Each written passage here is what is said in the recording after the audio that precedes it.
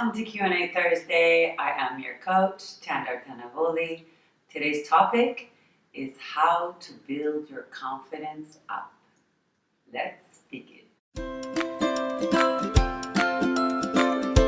I have a hard time committing to big decisions and find myself lost and asking others to always help me make better choices.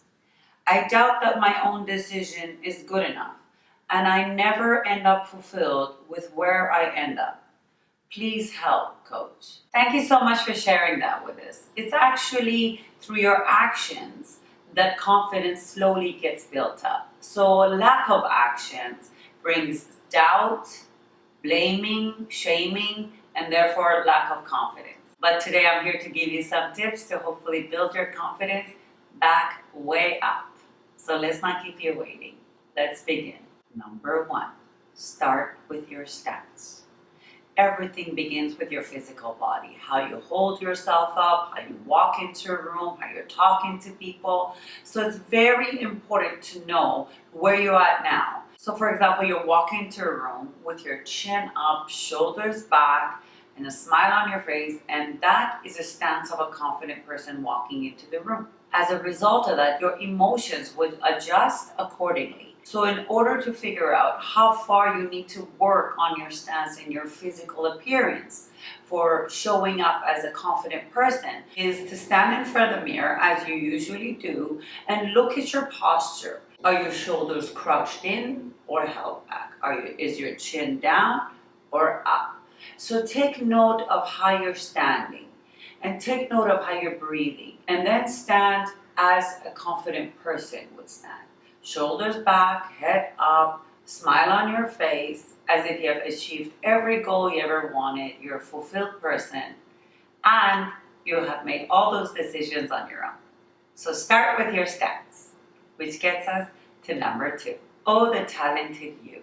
Well, during times such as these that you're in doubt of yourself and you are not sure whether you're a confident person, you're having difficulty making decisions and want help from others to come and help you out, the best way to bring that back into your own body, make your own decisions, is to remind yourself of all the times you made great decisions and you achieved the goals, big or small. So sit down, write a list of all the decisions you've ever made that has resulted in achieving your goals and has taken you a few steps forward in your life. Write down all that and remind yourself of what you're actually capable of on your own. And that would be the quickest way for you to remind yourself that you do not need to depend on others to make those decisions for you. And with that being said, let's move on to number 3. Own your story.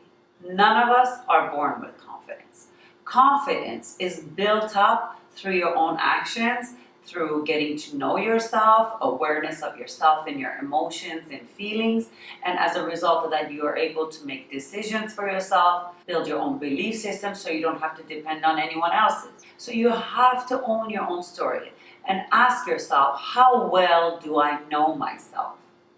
No one else knows you as well as you would. So next time you're asking another person to make a decision on your life, think about it of what your own beliefs are, what your own values stand for.